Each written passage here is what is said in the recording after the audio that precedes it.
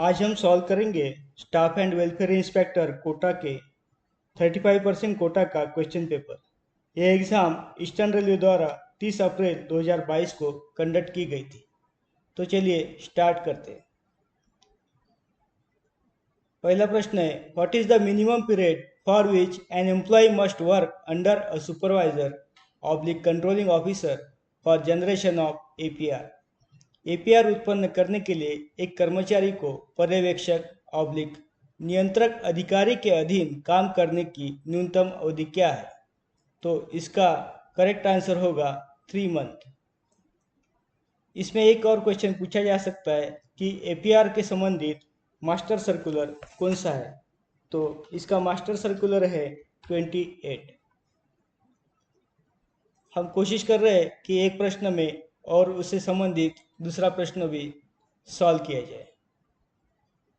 Second question है, the confidential report should be reviewed and counter signed by reviewing authority ordinarily with in days of its receipt from the reporting authority. यानी reporting authority से प्राप्त होने के बाद reviewing authority को कितने दिनों के भीतर वो साइन करना, काउंटर साइन करना चाहिए या फिलअप करना चाहिए? तो उसकी अवधि होती है 30 डेज। ये 30 डेज का पीरियड रिपोर्टिंग के लिए भी है। जैसे ऊपर रिव्यूइंग के लिए पूछा गया है, वैसे ही रिपोर्टिंग के लिए भी 30 डेज ही है। नेक्स्ट क्वेश्चन है, compassionate appointment should be done on the basis of. अनुकंपा नियुक्ति के आधार पर की जानी चाहिए। यानी अनुकंपा नियुक्ति के लिए क्या क्राइटेरिया है? तो उसमें है family declaration of expired employ, मृत कर्मचारी की पारिवारिक घोषणा। यानी कोई एक्सपायर्ड एम्प्लॉय होता है, उसके डिपेंडेंट को जब सीजी अपॉइंटमेंट ऑफर किया जाता है तो उसका फैमिली डिक्लेरेशन देखा जाता है कि उसके डिपेंडेंट कौन है। तो ये करेक्ट होगा। सेकंड है, financial difficulties faced by the family of expired employ. किसी मृत कर्मचारी के परिवार के सामने वित्तीय कठिनाइयों का सामना, यह भी देखा जाता है। थर्ड है, requirement of administration for a suitable replacement of expired employ. यह गलत होगा क्योंकि हम ऐसा कुछ देखते नहीं हैं। तो इसके अनुसार option A and B correct होना चाहिए। करेक्ट है। Which of the below statements is true. निम्नलिखित में से कौन सा कथन सत्य है? The candidate who are applying for OBC community based reservation, यानी ओबीसी कम्युनिटी रिजर्वेशन के लिए इन रेलवे रिक्रूटमेंट में should possess the caste certificate from a community which is mentioned in the central list of OBCs. Central एक OBCs के लिए एक central list बनाई गई है सेंट्रल गवर्नमेंट ने, उसमें दी गई कास्ट को ही ओबीसी का रिजर्वेशन दिया जाता है। ये करेक्ट है। सेकंड है, the candidate should have domicile in a state where his oblique her caste is notified as OBC caste for central list. मुझे लगता है यह नहीं होगा, फिर भी जो ओबीसी कैंडिडेट है, आपने किसी पढ़ा होगा तो इसका आंसर कमेंट्स बॉक्स में बताएं।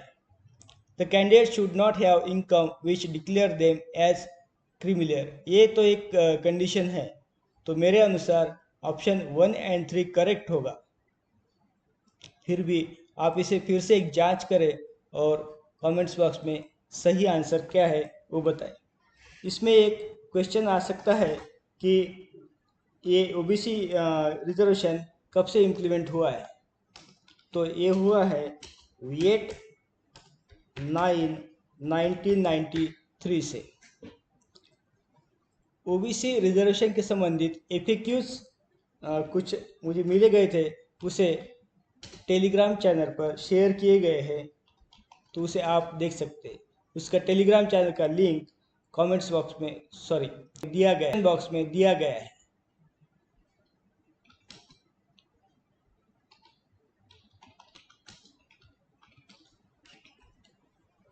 नेक्स्ट क्वेश्चन है, while checking the educational qualification of an employ candidate following should be check. किसी कर्मचारी या उम्मीदवार की शैक्षिक योग्यता की जांच करते समय निम्नलिखित की जांच की जानी चाहिए। तो इसमें देखा जाता है कि education qualification certificate should be from government recognised board. यह करेक्ट है। शिक्षा योग्यता प्रमाण पत्र सरकारी मान्यता प्राप्त बोर्ड से होना चाहिए, तो यह करेक्ट ऑप्शन है। नेक्स्ट है the name of the employees of the candidates father is same on the education certificate as in railway records oblique Aadhaar. यह भी हम देखते हैं। थर्ड है the employee of the candidate is living in the same area as the education institute। कर्मचारी उम्मीदवार उसी क्षेत्र में रह रहा है जहां शिक्षा संस्थान है। यह कोई कंडीशन नहीं है, वो कहीं से भी शिक्षा प्राप्त कर सकता है। The date of birth of employ in railway record and education certificate is same. यह भी करेक्ट है। तो मेरे अनुसार option 1, 2 and 4 will be correct. Question number 6, which of the following below statements is true. निम्नलिखित में से कौन सा कथन सत्य है। UGC यानी university grants commission is a statutory organisation of the Government of India for the coordination, determination and maintenance of standards of teaching, examination and research in university education। विश्वविद्यालय अनुदान आयोग विश्वविद्यालय शिक्षा में शिक्षण, परीक्षा और अनुसंधान के मानकों के समन्वय, निर्धारण और रखरखाव के लिए भारत सरकार का एक वैधानिक संगठन है। यह करेक्ट है। सेकंड है it gives recognition to the universities in India. यह भारत में विश्वविद्यालय को मान्यता प्राप्त करता है या प्रदान करता है। यह भी करेक्ट है। यह है सेक्शन 22 ऑफ यूजीसी एक्ट।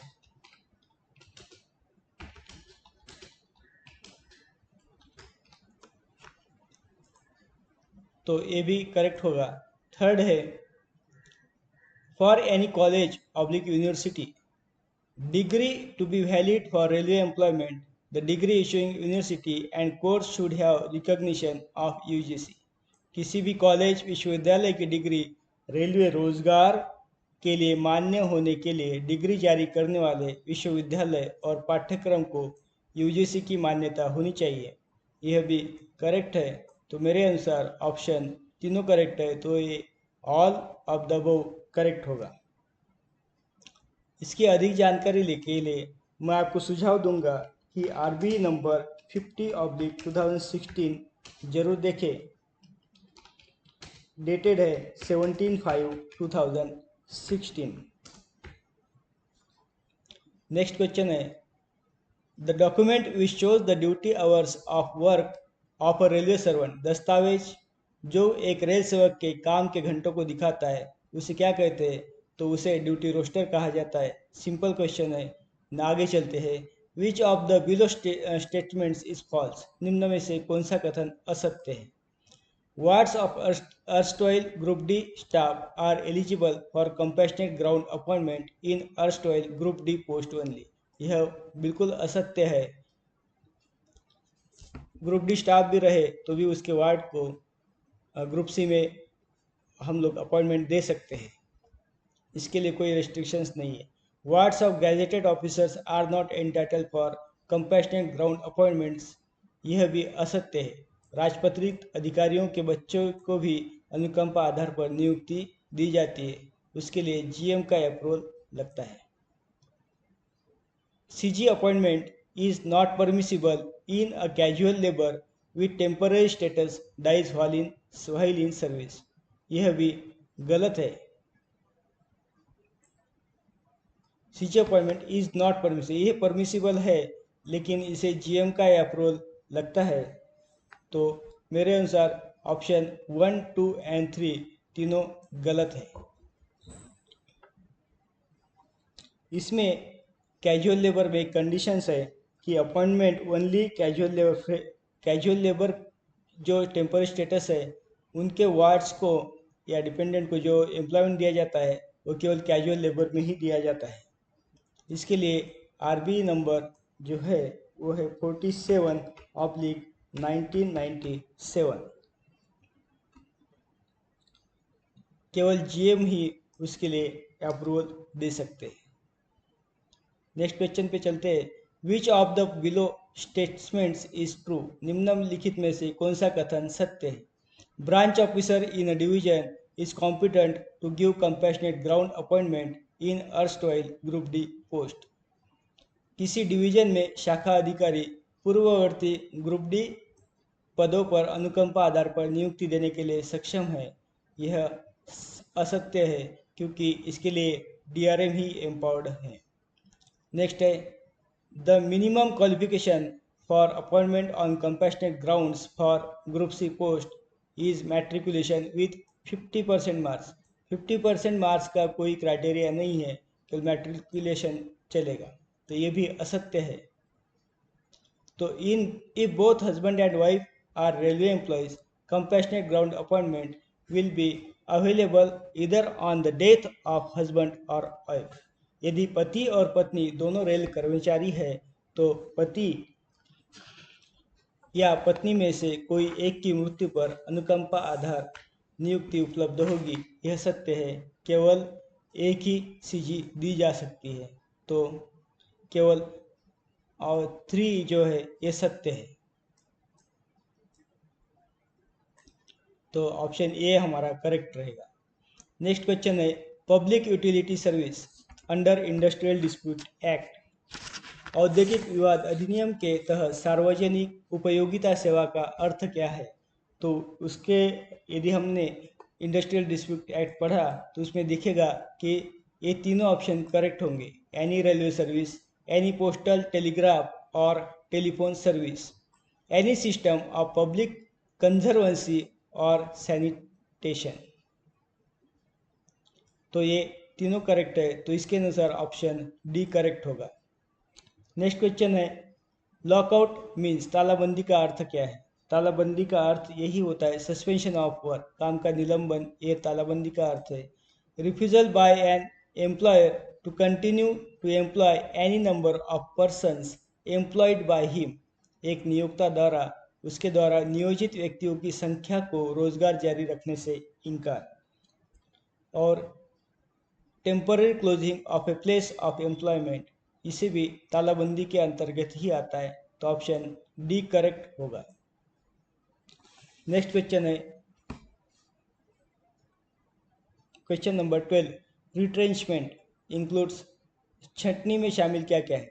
छटनी में शामिल क्या क्या है ये देखते हैं। Termination of service by employer as punishment by way of disciplinary action, यानी अनुशासनात्मक कार्रवाई के माध्यम से दंड के रूप में नियोक्ता द्वारा सेवा की समाप्ति, यह छटनी में शामिल नहीं होता है।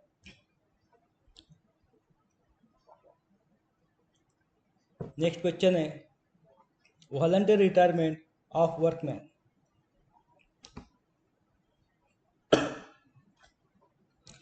कर्मकार या कर्मचारी की स्वैच्छिक सेवानिवृत्ति, नहीं, यह भी नहीं होता है छटनी में, ये दोनों गलत हो जाएंगे। तीसरा है, termination of the service of workman as a result of non renewal of the contract of employment between the employer and the workman concern on its expiry. तो नियोक्ता और संबंधित कामगार के बीच रोजगार अनुबंध की समाप्ति पर उसके नवीनीकरण न होने के परिणाम स्वरूप कामगार की सेवा की समाप्ति, मुझे लगता है यह भी टर्मिनेशन में की डेफिनेशन में नहीं आएगा, तो नन ऑफ द अबव एक करेक्ट होना चाहिए। फिर भी आप इसे कमेंट्स बॉक्स में ज़रूर बताएं, क्योंकि मुझे सी पर थोड़ा सा डाउट आ रहा है। मैं इसे एक बार चेक करके कमेंट्स बॉक्स में बता दूंगा, आप भी इसे चेक करें। DR inquiry is possible when employees, कर्मचारी होने पर डीआर पूछताछ संभव है। तो कॉन्ट्रैक्ट कैजुअल लेबर के, हाँ कैजुअल लेबर, इनको डीआर के एक्शन हम नहीं ले सकते। कॉन्ट्रैक्चुअल स्टाफ पर भी डीआर एक्शन नहीं लिया जा सकता है। तो टेम्पररी स्टेटस एम्प्लॉय जो है उनके ऊपर डीआर एक्शन लिया जा सकता है, तो ऑप्शन बी करेक्ट होना चाहिए। नेक्स्ट क्वेश्चन है, for selection to pay level and above the selection board should consist of J grade officers. वेतन स्तर 6 और उसके ऊपर के चयन के लिए चयन बोर्ड में J ग्रेड अधिकारी शामिल होना चाहिए। तो ये है J grade for section of to pay level 6 and above. तो ऑप्शन सी करेक्ट होगा। ऑप्शन सी करेक्ट होगा। 6 एंड अबव यानी grade pay 40 to 100 and above के लिए J ग्रेड की कमेटी होती है। इसके लिए हम मास्टर सर्कुलर 31 जो सिलेक्शन से संबंधित है उसे देख सकते हैं। नेक्स्ट क्वेश्चन है question number 15। Persons with benchmark disabilities get following relaxation during departmental examination. Benchmark विकलांग व्यक्तियों को विभागीय परीक्षा के दौरान निम्नलिखित छूट मिलती है।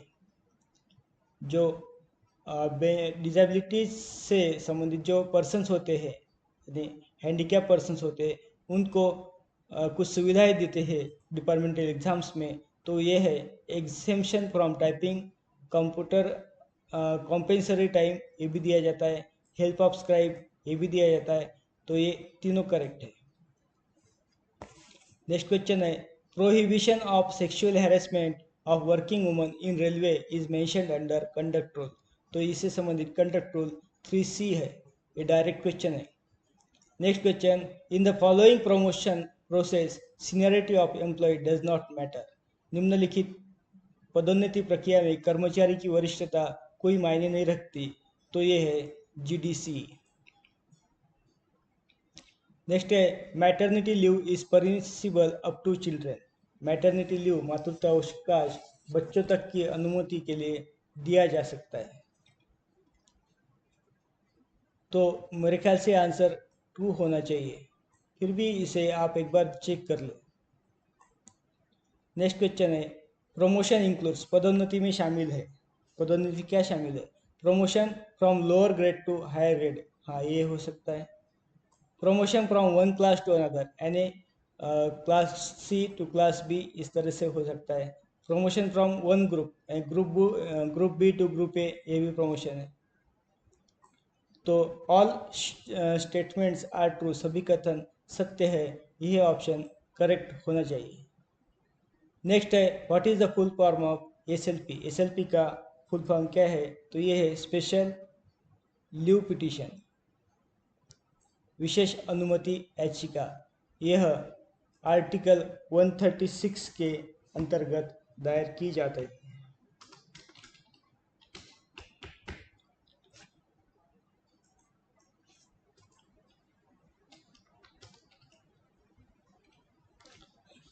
Next question best among failed scheme is applicable for. असफल लोगों में सर्वश्रेष्ठ योजना इनके लिए लागू है। तो DR कोटा इसमें नहीं होती है। Promotion quota LDC and GDC, तो ये प्रमोशन कोटा में लागू होती है only in non safety selection. Honorarium मानदेय है, रिवार्ड फॉर आउटस्टैंडिंग परफॉर्मेंस नहीं। Remuneration for work perform which is occasional, किए गए कार्य के लिए पारिश्रमिक जो कभी कभी होता है। हाँ यह करेक्ट आंसर है। नेक्स्ट है if railway administration receives a court order which is adverse to railway rules and provisions then railway administration should. यदि रेल प्रशासन को न्यायालय का आदेश प्राप्त है जो रेलवे के नियमों और प्रावधानों के प्रतिकूल है तो रेल प्रशासन को क्या करना चाहिए? तो ऑप्शन है immediately implement the order of honourable court, नहीं। Wait for contempt case to be filed, नहीं। Take legal opinion on the matter and act accordingly, इसका लीगल ओपिनियन लेना चाहिए और उसके अनुसार हमें आगे की कार्रवाई करनी चाहिए।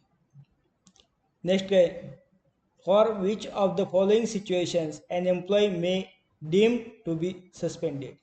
निम्न में से कौन सी स्थिति में एक कर्मचारी को निलंबित माना जा सकता है? For fine for traffic violation, detained in police custody for 12 hours. इसमें 12 आवर्स से 48 आवर्स होता तो ये करेक्ट होता। और summon by police for questioning, police के लिए पूछताछ के लिए बुलाया जाना। Detain in police custody for over 48 hours, हाँ यहाँ आ गया ऑप्शन, 48 घंटे से अधिक समय तक पुलिस हिरासत में रखना, तो ये है डीम सस्पेंशन में आएगा। A suspension has to be reviewed within, निलंबन की समीक्षा की जानी चाहिए वो 90 डेज में। अभी यहाँ सस्पेंशन के क्वेश्चंस आ गए हैं, तो इसके लिए सस्पेंशन का रूल बताए। रूल नंबर, कभी कभी यह पूछा जा सकता है या पूछा जाता ही है। कौन से रूल में आता है, इसके लिए फॉर्म ऐसे फॉर्म कौन सा है, डीम सस्पेंशन के लिए ऐसे फॉर्म कौन सा है,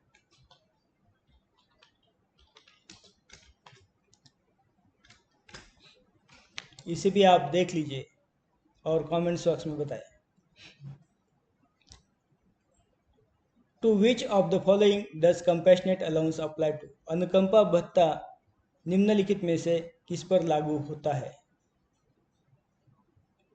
यह है वॉलंटियर रिटायर्ड एम्प्लॉय, स्वेच्छा से सेवानिवृत्ति, नहीं इन्हें नहीं दिया जाता। Employees awaiting compassionate ground appointment, नहीं ये भी गलत है। Employ discharge due to medical reasons, इन्हें भी नहीं। डिसमिस एम्प्लॉय फ्रॉम सर्विस, इन्हें जो डिसिप्लिनरी अथॉरिटी है वो उसे दे सकता है। As per CVC guidelines for a sensitive post rotational transfer shall be done every years, CVC के दिशा निर्देशों के अनुसार संवेदनशील पद के लिए रोटेशनल ट्रांसफर हर साल में किया जाएगा, तो ये है 4 ईयर्स। इसके लिए RBV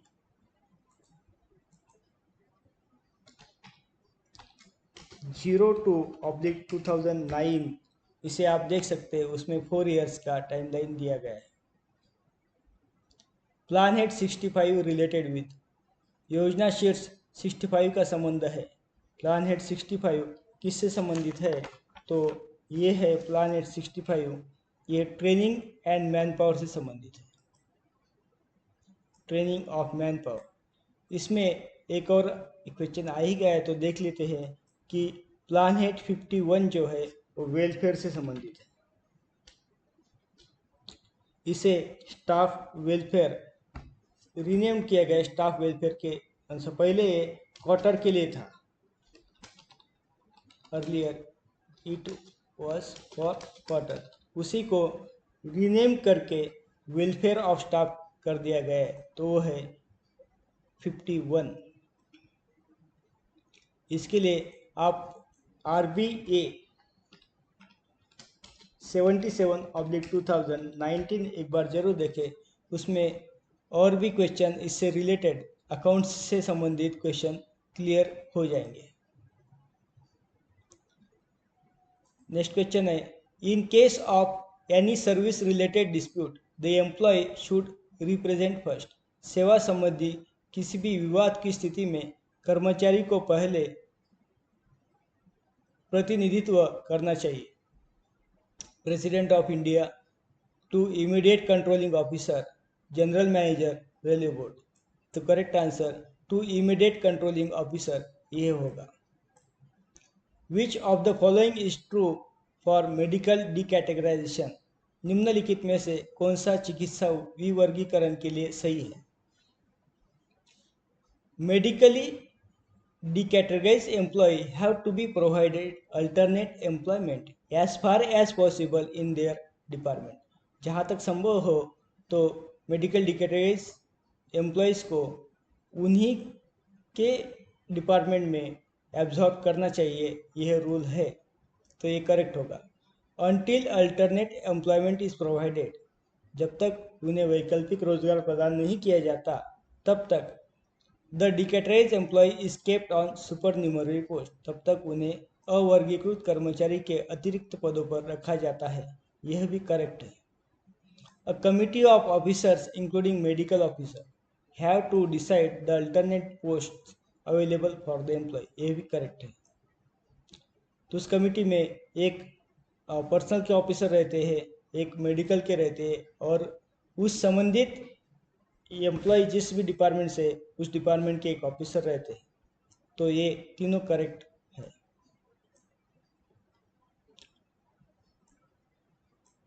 next question, under railway conduct rules which instructions are given. Railway आचरण नियमों के तहत कौन सा करेक्ट है? तो देखते एक एक। Number, no railway servant shall in the performance of official duties act in a discourteous manner। कोई भी रेल सेवक सरकारी कर्तव्यों के पालन में अभद्र तरीके से कार्य नहीं करेगा। हाँ, यह करेक्ट है। तो इसके लिए रूल 3A देख सकते हैं। नेक्स्ट है, A railway servant shall stop his family member from joining political party।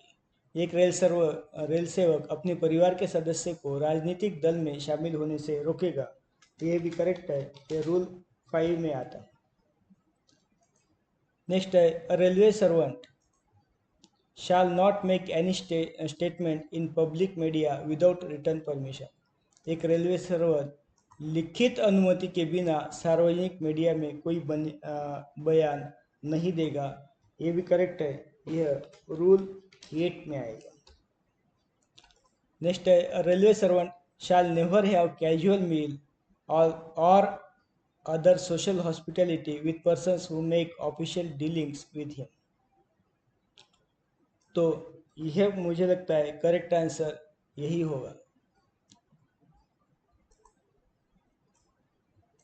क्योंकि गिफ्ट से संबंधित जो रेल आचरण नियम है, रेल सेवा आचरण नियम है, वो है रूल 13 और उसके अनुसार यह गिफ्ट में नहीं आता। कैजुअल मील ये गिफ्ट में नहीं आता है। उसमें लिखा है कि casual meal is not a gift. तो मुझे लगता है आंसर डी जो है ये करेक्ट होना चाहिए। फिर भी आप इसे एक बार चेक कर ले और कमेंट्स बॉक्स में बताएं।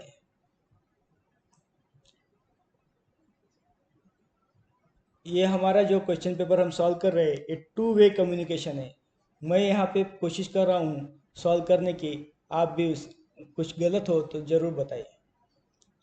विच of the following is normally not eligible for appointment on compassionate ground. निम्नलिखित में से कौन सा आम तौर पर अनुकंपा के आधार पर नियुक्ति के लिए पात्र नहीं है? एडॉप्टेड सन यानी गोद लिए गए बच्चे, तो वो करेक्ट है कि उन्हें भी सीजी अपॉइंटमेंट दी जा सकती है। Married sisters of married railway employ, यह भी विवाहित रेलवे कर्मचारी की विवाहित बहन। मैरिड डॉटर विवाहित बेटी को तो दिया जाता है। डिपेंडेंट ब्रदर आश्रित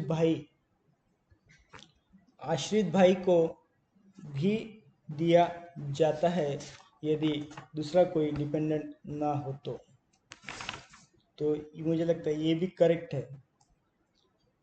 यह married sister of married railway employ, ये इन्हें नहीं दिया जाता। तो करेक्ट ऑप्शन हमारा आंसर जो है वो बी होगा,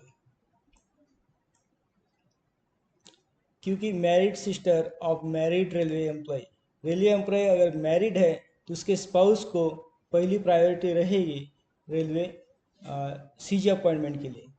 तो यह जनरली नहीं होना चाहिए। Next question, the staff whose daily hours of duty include periods of inaction aggregating to hours or more are declared as essentially intermittent। important question है। जिन कर्मचारियों की दैनिक ड्यूटी में घंटे या उससे अधिक की निष्क्रियता की अवधि शामिल है, उन्हें अनिवार्य रूप से रुक रुक कर घोषित किया जाता है। रुक रुक कर यानी इसेंशियली इंटरमिटेंट। तो मुझे लगता है इसका आंसर बी होना चाहिए। इसके लिए हम एक HOER का है रूल है, उसे एक बार देख लेते हैं। Essentially intermittent, the work of an employee is to be regarded as essentially intermittent if his duty hours should be assumed to be 12 hours। यानी जिसका ड्यूटी आवर्स 12 आवर्स है उन्हें इसेंशियली इंटरमीडिएट जनरली माना जाता है। तो कब माना जाएगा?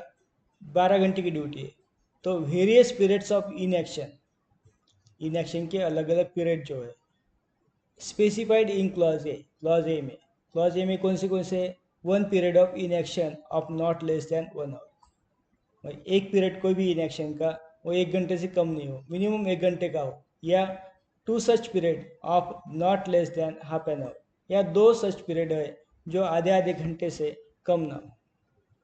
तो ये सब मिलाकर aggregate various period of inaction including period of inaction specified in clause A aggregating 50% or more। तो इसका 50% जो है तो 12 घंटे ड्यूटी में अगर 50% कहा जाए तो 6 आवर्स होना चाहिए। तो during which he is not generally called upon two display इधर फिजिकल एक्टिविटीज और सस्टेन्ड अटेंशन। तो ये जो एग्रीगेट 50% का आ गया है 12 आवर्स की ड्यूटी में, तो 6 आवर्स होना चाहिए। तो इसका आंसर जो है वो मुझे लगता है बी होना चाहिए। The staff whose daily hours of duty include period of inaction aggregating, मतलब इन एक्शन का पीरियड कितना हो गया 50%, 12 घंटे का 50%, तो 6 आवर्स। तो मुझे लगता है आंसर बी करेक्ट होगा। आप इसे कमेंट्स बॉक्स में इसका एक्सप्लेनेशन जरूर बताएं, और आपके पास कोई और रेफरेंस हो या पर्टिकुलर गाइडलाइन हो तो ईमेल आईडी पर आप मुझे भेज सकते हैं। Next question, which judicial body has the powers to decide on dispute regarding HOER and give a final decision on the same. HOER से संबंधित विवाद पर निर्णय लेने के लिए और उसी पर अंतिम निर्णय देने की शक्ति किस न्यायिक निकाय के पास है? तो है RLC, रीजनल लेबर कमिश्नर के पास। Next question, break in service for participation in illegal strike may be condoned by. अवैध हड़ताल में भाग लेने के लिए सेवा में ब्रेक को माफ किया जा सकता है। तो इसका अधिकार केवल राष्ट्रपति को है। Question number 36, railway servants employed in a confidential capacity are classified as. गोपनीय क्षमता में कार्यरत रेल सेवकों को के रूप में वर्गीकृत किया जाता है, तो ये है excluded. Next question, who can exclude any class of railway servant from the application of D&A rules 1968। Rail सेवक के किसी भी वर्ग को D&A नियम 1968 के दायरे से कौन बाहर कर सकता है? तो केवल प्रेसिडेंट को ये पावर्स है।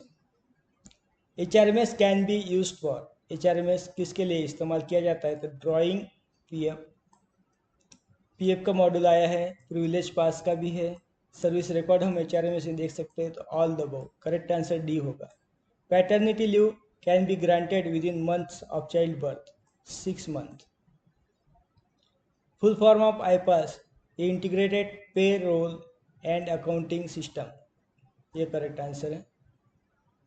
Calculation of employees pay for leave encashment includes basic pay and DA। Employees leave encashment के लिए ट्रांसपोर्ट अलाउंस नहीं किया जाता है और HRA भी नहीं किया जाता है। तो केवल DA, बेसिक पे प्लस DA, उसके आधार पर ये लीव एनकैशमेंट होता है। नेक्स्ट है, at least days LAP should be available at balance after taking into account the period of encashment as well as leave availed for availing 10 days leave encashment. 10 दिनों के अवकाश नकदीकरण का लाभ लेने के लिए कम से कम दिनों की LAP शेष राशि के रूप में उपलब्ध होना चाहिए। ये है 30 days। Next question, days of joining time can be given at the first appointment. First appointment के समय कितने दिन का ज्वाइनिंग टाइम दिया जाता है? तो ये नील है, कोई ज्वाइनिंग टाइम नहीं दिया जाता। Leave not due is based on, LND किसके आधार पर होती है? तो ये होती है LHP credited to be credited in future. Future में जो LHP क्रेडिट की जाएगी उसके आधार पर लीव नॉट ड्यू दी जाती है।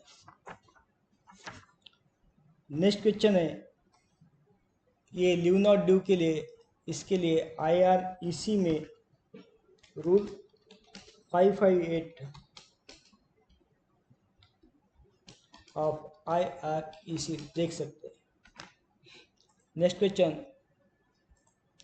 if a railway servant is having 200 days of LAP and 200 days of LHP at the time of superannuation, eligibility of leave salary is, यदि किसी रेल कर्मचारी के पास सेवानिवृत्ति के समय 200 दिन का LAP और 200 दिन का LHP है तो अवकाश वेतन की पात्रता है। तो ये होगी 200 दिन की LAP एंड 100 डेज LHP, तो ऑप्शन सी करेक्ट होगा। Next question, read the following statements and choose the correct answer. तो ये है, child care leave can be granted to single male, हाँ दी जा सकती है। Employee to look after his child whose age is 10 years, तो ये एज का कोई क्राइटेरिया नहीं है, जो फीमेल एम्प्लॉयज़ को है वही इन्हें भी दी जा सकती है। CCL can be granted for a period less than 5 days, ये गलत है, लेस दैन 5 डेज के लिए CCL नहीं दी जा सकती। तो ऑप्शन जो 46 है उसका करेक्ट आंसर होगा 1 and 2 आर फॉल्स, दोनों झूठे, दोनों गलत है। तो क्वेश्चन नंबर 47 पे चलते हैं। LHP of every railway servant is credited on, LHP first day of January and July sorry, LAP और LHP दोनों उसी दिन क्रेडिट की जाती है। Benchmark for MSCP to the next level under 7 CPC, तो ये है very good. Pre appointment training is counted as regular service for purpose of MSCP, pre appointment training को काउंट किया जाता है क्या? तो नहीं किया जाता। In MSCPS maximum 3 financial upgradation can be given to an employee, हाँ ये करेक्ट है। तो option 1 is false and 2 is correct, ये सी करेक्ट होना चाहिए। विच of the following is correct, निम्न में से कौन सा कथन सही है? New pension scheme is now called national pension system, ये करेक्ट है। It is applicable for employees who have joint government service with effect from 1/1/2004, ये भी करेक्ट है। तो करेक्ट आंसर होगा सी। हम लास्ट 2 क्वेश्चंस कर लेते हैं, उसके बाद सेकंड पार्ट में हम इसे सॉल्व करेंगे। Minimum service period for inter railway request transfer for specific categories can be enhanced from 5 to 10 years, विशिष्ट श्रेणियों के लिए अंतर रेलवे अनुरोध हस्तांतरण के लिए न्यूनतम सेवा अवधि को 5 से बढ़ाकर 10 वर्ष किया जा सकता है। तो ये है GM in consultation with unions, यह रिसेंटली ये रूल आया है। तो इसके लिए RB number 34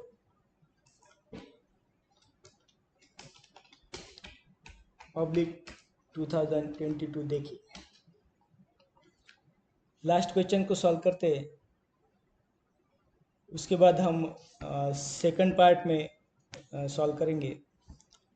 which of the following is not correct, यदि आपको ये वीडियो पसंद आता है तो ज़रूर शेयर करिए, लाइक करिए और सब्सक्राइब करिए, और अपने दोस्तों के साथ इसे शेयर करिए। ज्ञान बांटने से ज्ञान बढ़ता है। और यदि आपके पास क्वेश्चन पेपर हो या कुछ स्टडी मटेरियल हो तो आप मेल आईडी पर भेज सकते हैं, डिस्क्रिप्शन बॉक्स में मेल आईडी दिया गया है। Which of the following is not correct, निम्नलिखित में से कौन सा सही नहीं है? स्टैग्नेशन ऑफ पे ऑन द मैक्सिमम ऑफ पे लेवल इज पनिशमेंट, अधिकतम वेतन स्तर पर वेतन का ठहराव एक दंड है? नहीं, ये कोई दंड नहीं है। डियरनेस पे is available in 7 CPC recommendation, महंगाई वेतन 7वें CPC अनुशंसा में उपलब्ध है, हाँ ये तो उपलब्ध है। तो ऑप्शन 2 करेक्ट रहेगा, यानी बी। करेक्ट आंसर बी होगा। देखते जल्दी से, अगर और 5-6 क्वेश्चन अगर हम सॉल्व कर पाते हैं तो। विच of the following is correct?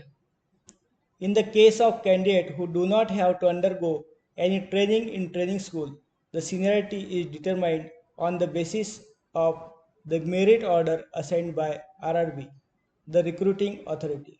ऐसे उम्मीदवार के मामले में जिन्हें प्रशिक्षण स्कूल में किसी प्रशिक्षण से गुजरना नहीं पड़ता, वरिष्ठता आरआरबी भर्ती प्राधिकरण द्वारा सौंपे गए योग्यता क्रम के आधार पर निर्धारित की जाती है। ये करेक्ट है। जो आरआरबी से सिलेक्ट होने के बाद सीधे उनकी पोस्टिंग की जाती है, जैसे स्टेनोग्राफर्स है, उन्हें कोई ट्रेनिंग नहीं दिया जाता, तो उनकी वरीयता seniority as per RRB merit ही डिसाइड होगी या दी जाती है। व्हेन 2 और more candidates are declare to be equal merit, कभी भी 2 या उससे ज़्यादा कैंडिडेट्स को इक्वल मेरिट माना जाता है, तो उनकी सीनियरिटी द सेम एग्जामिनेशन में और सिलेक्शन में, तो उनकी relative seniority determined by the date of birth, the older candidate being the senior. तो सेम सिलेक्शन में अगर कोई 2 या उससे अधिक कैंडिडेट को सेम मार्क्स मिलते हैं, इक्वल मेरिट आता है, तो उनकी सीनियरिटी उनके डेट ऑफ बर्थ के आधार पर डिसाइड की जाती है। जो उसमें से सबसे ओल्डर है वो सीनियर होगा। तो इसमें ऑप्शन 2A जो है दोनों करेक्ट है, दोनों करेक्ट है। हाँ, यस, दोनों ए और बी दोनों करेक्ट है। और 54, in the roster of promotion quota following vertical reservation category does not exist. पदोन्नति कोटे के रोस्टर में निम्नलिखित लंबवत आरक्षण श्रेणी मौजूद नहीं है। यहाँ पे प्रमोशन कोटा कहा गया है, तो प्रमोशन कोटा केवल एससी और एसटी को ही होता है, इसमें ओबीसी को नहीं होता है। तो वर्टिकल रिजर्वेशन का ओबीसी का ऑप्शन जो है ये करेक्ट होना चाहिए। लेकिन यदि यह डीआर कोटा होता, तो ये डीआर कोटा ये वर्टिकल रिजर्वेशन तीनों का आ जाता डीआर कोटा में, एससी एसटी एंड ओबीसी को। यह बहुत ही इम्पोर्टेंट क्वेश्चन है, इसके लिए इसका vertical reservation and horizontal reservation क्या होता है, इसे मैं आपको सुझाव दूंगा, इसे आप अच्छे से इसकी तैयारी करिए। What is the difference between vertical reservation and horizontal reservation?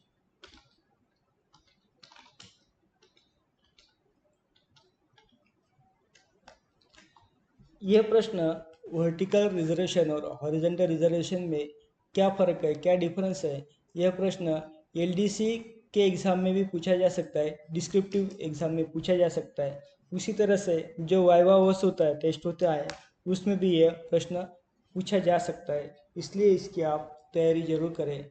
मैंने इसके कोई डिफरेंस बनाए हैं तो उसे मैं टेलीग्राम चैनल पर शेयर करने का प्रयास करूँगा। इसके इलस्ट्रेशन के लिए आप RB 71/2016 देख सकते। यह कोर्स कंप्लीटेड एक्ट अप्रेंटिस के रिजर्वेशन के संबंध में है, लेकिन इसमें वर्टिकल और हॉरिजॉन्टल रिजर्वेशन का इलस्ट्रेशन दिया गया है, तो आप इसे ज़रूर देखिए। मैं भी जो इसे अपने टेलीग्राम चैनल पर शेयर कर दूंगा। Reservation will not apply to post cadre, आरक्षण पर संवर्ग के लिए लागू नहीं होता जहाँ पे एक वैकेंसी हो या एक पोस्ट का कैडर हो, तो वहाँ पर रिजर्वेशन रूल लागू नहीं होता। Maximum days leave granted in state of abortion, abortion के लिए 45 डेज की अधिकतम छुट्टी दी जा सकती है। यह question number 57, a group C employee whose date of birth is 1/7/2022 will superannuate on, जिसके डेट ऑफ बर्थ 1/7/2022 है, उसका सुपरएन्यूएशन कब होगा? तो इसमें नन ऑफ द अबव यही आंसर होगा, क्योंकि 60 ईयर्स है तो 30 जून 82 होना चाहिए। तो next question number 58, normal age of retirement of railway employee except IRHS is, ये है 60 है, IRHS को 62 ईयर्स है। क्वेश्चन नंबर 59, जल्दी करते हैं, वीडियो बहुत लंबा हो गया है। Which of the following is credited to staff benefit fund, इसमें है correct answer all receipt from fines, यह करेक्ट होगा। इसमें एक कंडीशन होती है which are more than 3 years.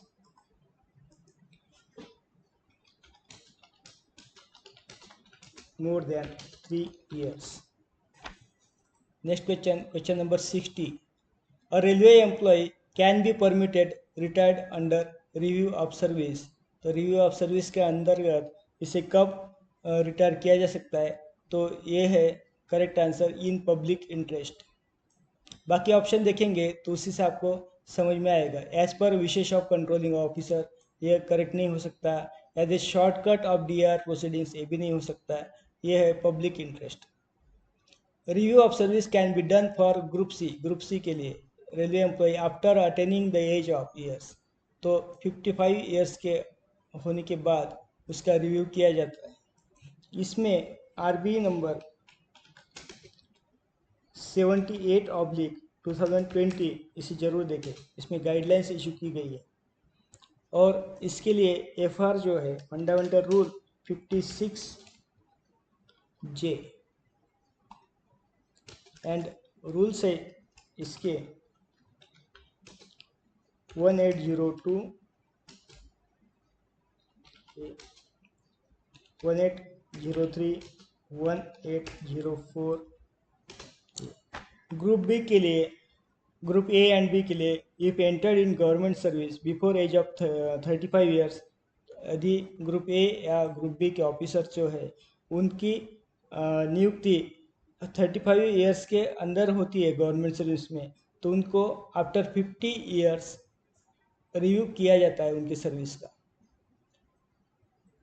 Last के 2-3 क्वेश्चन और कर लेते हैं। A railway employee who is being retired prematurely under review of service must be given a notice of, उन्हें कितने दिन का नोटिस दिया जाना चाहिए? तो उन्हें 3 मंथ्स का नोटिस दिया जाना चाहिए, तो यह करेक्ट आंसर है। नेक्स्ट है question number 63, commuted portion of pension is restored after, pension का कम्यूटेशन हिस्सा सेवानिवृत्ति की तारीख से 15 वर्षों के बाद बहाल किया जाता है। स्ट्रेट क्वेश्चन है। Next question, after commutation of pension and before restoration of pension pensioner will be entitled, pension के कम्यूटेशन के बाद जो पेंशन होती है और पेंशन की बहाली से पहले पेंशन भोगी इसके लिए हकदार होगा। यानी आफ्टर कम्यूटेशन, कम्यूटेशन के बाद जो पेंशन मिलेगी और रिस्टोरेशन से पहले पेंशन, यानी रिस्टोरेशन तक पेंशनर को कौन सी पेंशन मिलेगी? तो ये है रेजिडुअल पेंशन, यानी रिमेनिंग पेंशन कम्यूटेशन के बाद की जो pension plus DA dearness relief on original pension पे मिलता है, ये इंपॉर्टेंट है। Last question, pension of railway employee was calculated as 30,000, he opted 30% commutation, what will be his residual pension? तो इसे आप सॉल्व करिए 65 नंबर, इसका करेक्ट आंसर मेरे ख्याल से 21,000 होना चाहिए, तो आप इसे सॉल्व करके बता दीजिए। हम नेक्स्ट क्वेश्चन में, नेक्स्ट वीडियो में इसे सॉल्व करेंगे और बताएंगे। थैंक्स फॉर वॉचिंग, आपने बहुत पेशेंस के साथ इस वीडियो को देखा और बहुत माइन्यूटली देखिए, अगर कोई मिस्टेक्स हो तो बताइए।